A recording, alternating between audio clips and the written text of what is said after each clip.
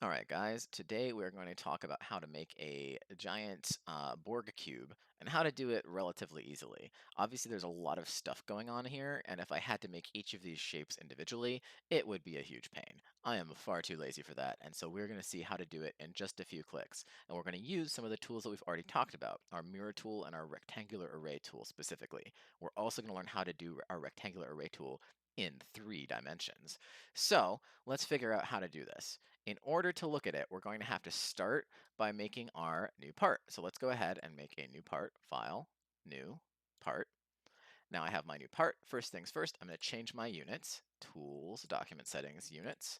I'm going to go to centimeters, and I'm going to go to kilograms, as always. Hit OK. Next thing I do, as always, is going to be save my work so that I can just hit Control S as I go and save as I go. I am going to make it, again, my name, so Dr. Wabi. And then I'm going to call this origami because this is our origami unit. And I'm going to call it Miura Cube, because this is based on our Miura Ori pattern, but we're making a giant cube out of it. So I'm going to hit save. And now I can get off to the races. So first things first, I'm going to start a 2D sketch on the XY plane. And I'm going to make the same kind of parallelogram pattern that was the base of our Miura Ori pattern in the last video. Starting at the origin, I'm going to make it 2 centimeters long. I'm going to just give myself whatever angle at first, and I'll fix it later. And then I'm going to make the top line 2 centimeters long, 2 centimeters long as well. Again, I want the horizontal lines to be the same length and parallel to each other, and I want the upward facing lines to be the same length and parallel to each other. I'm going to use my dimension tool to change the height of this sort of parallelogram to 2 centimeters. And I'm going to, again, use my dimension tool to pick the angle of this thing. And so I want it to be 75 degrees. So now I have my single unit cell. Again, I'm going to use the mirror tool, and I'm going to basically select all my geometry. Now I can click each thing, or I could just click and drag to highlight all of my geometry. And then I'm going to go ahead and click on my mirror line tool. I'm going to select the line that I want to mirror about, which is this horizontal line here, and hit apply. Boom. Now I have one set of these parallelograms. The next thing I need to do is make another set. As in our last video, I'm going to use the rectangular array tool. I'm going to select all my geometry, and I'm going to choose my first direction to be one of these horizontal lines, because I just want to make one copy of it off to the right. I'm going to choose that. I only want 2 total copies, so I'm going to leave this at 2, and I want the offset for this to be 2 centimeters. Now I have kind of one unit cell of these. Now in our previous video, when we were making just a giant sheet of them, we had a giant sketch with tons and tons and tons of these.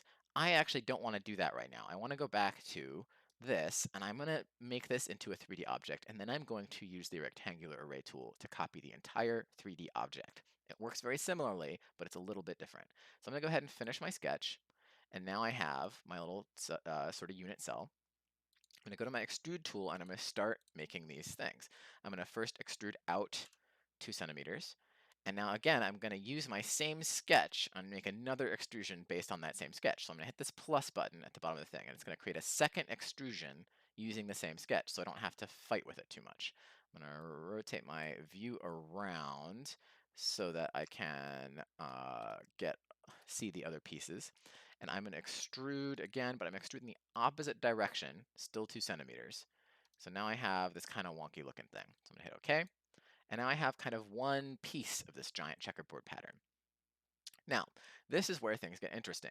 To actually copy in 3D, it's basically the same. It's basically the same setup. We have a rectangular pattern tool. We have to choose directions for it.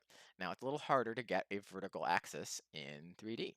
What we're going to do is there's a thing called a user coordinate system. It's in this work features area.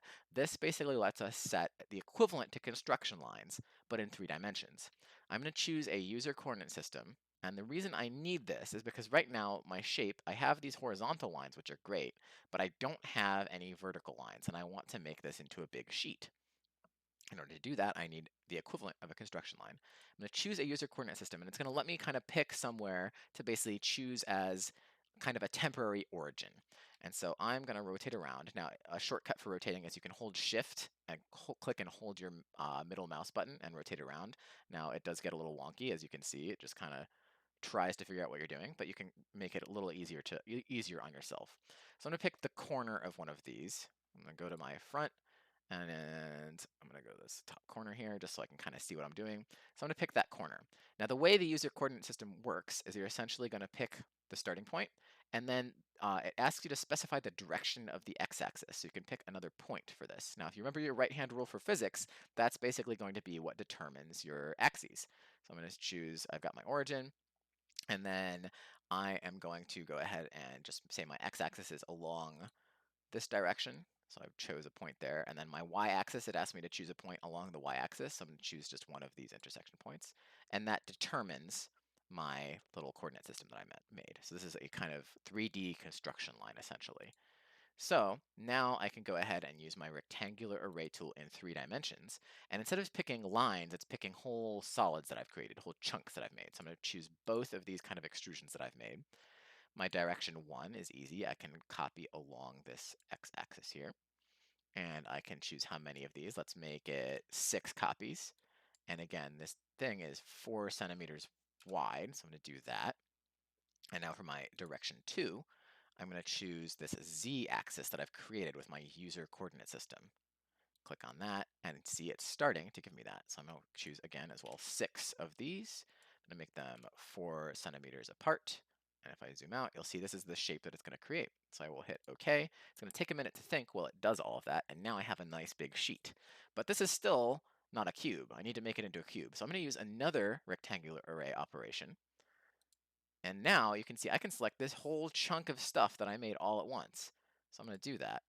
And now for my direction 1 for this, I'm going to use my y-axis. And I can copy it in that way. And again, I'm going to make 6 copies. I'm going to have them 4 centimeters apart because, again, this is 4 centimeters wide because of my extrusions. And then I'll hit OK. And it's going to take a moment and think while it creates all of that geometry. And then it is done. Now I have my little Miura Borga cube, and I can kind of pan around and see all of it. And if I had to do all of this all at once, individually by hand, it would be a huge pain. But you can see it just took a few minutes and a few clicks to do it with our kind of array tools. So that's kind of the power of using those for rectangular, for regular shapes.